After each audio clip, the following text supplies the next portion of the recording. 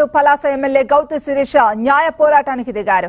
విశాఖ 2వ additional civil judge కోర్టులో petition దాఖలు చేసిన ఆమె జడ్జి ముందు తన వాంగ్మూలం ఇచ్చారు.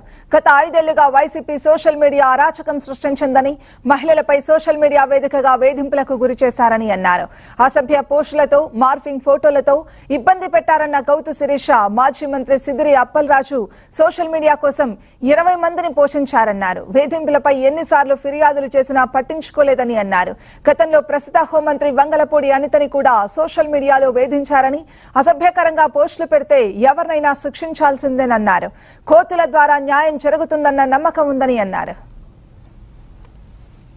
టెక్నాలజీ పెరిగే కొద్దీ సోషల్ మీడియా అనే సబ్జెక్ట్ని త్వరితగతిన ప్రజలందరికీ న్యూస్ చేరేలాగా వాడకుండా గత 5 సంవత్సరాలు సోషల్ మీడియాని ఇంత అగౌరవంగా, ఇంత అసభ్యంగా, అశ్లీలంగా కూడా వాడొచ్చా అన్నది వైఎస్ఆర్సీపీ పార్టీ చూపించిందండి. ముఖ్యంగా ప్రతిపక్షంలో ఉన్న కానీ, అధికార పక్షంలో ఉన్న కానీ రాజకీయాల్లో విమర్శలు సర్వసాధారణం. విమర్శల్ని ఎవరు తప్పు పట్టరు. విమర్శలకి సద్విమర్శలు ఉంటాయి. కానీ విమర్శలు అన్నవి పక్కన పెట్టి గత 5 సంవత్సరాలు తెలుగుదేశంలో పార్టీ గురించి న్యాయంగా, న్యాయబద్ధంగా, నీతిగా పోరాడే ప్రతి ఒక్కరు, నేనే కాదు ఇక్కడున్న ప్రతి ఒక్క ఆడపిల్లలు కూడా ఈ సోషల్ మీడియాలోని విక్టిమ్స్ అయ్యారు. మామూలుగా కాదు, అంటే మళ్ళీ చూపిస్తే బాధగా ఉంటుంది కానీ చాలా అసభ్యంగా, ఒక ఆడపిల్లని ఎలా అయితే అనకూడదో అంత నీచంగా, అంత అసభ్యంగా మాటలతోని, మార్ఫింగ్ ఫోటోలతో ఇబ్బంది పెట్టారు.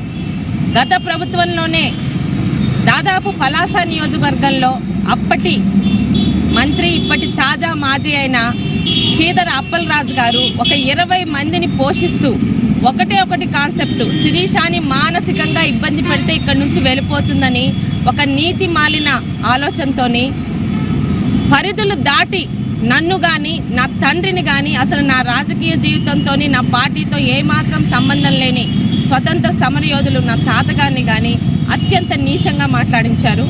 వాటి మీద ఆ రోజే కేసులు వేసినా మరి ఇప్పటి వరకు సాగుతూ వచ్చింది. ఈరోజు మనం గెలిచిపోయాం. వాళ్ళందరూ ఎక్కడెక్కడో తప్పించుకున్నారు కానీ ఎట్టి పరిస్థితుల్లో న్యాయ పోరాటం ఆపటం లేదు. ప్రతి ఒక్కరికి ఒక ఆడపిల్ల గురించి కానీ కనీసం ఎటువంటి అవసరం లేకుండా మా మీద అసభ్యంగా, అశ్లీలంగా అప్పలరాజు గారు పెంచి పోషించారని చెప్పి మా మీద, నా మీద కానీ మిగతా వాళ్ళ మీద కానీ ఇలాగ తప్పుగా రాసిన ప్రతి ఒక్కరి మీద చర్యలు తీసుకోవాలి.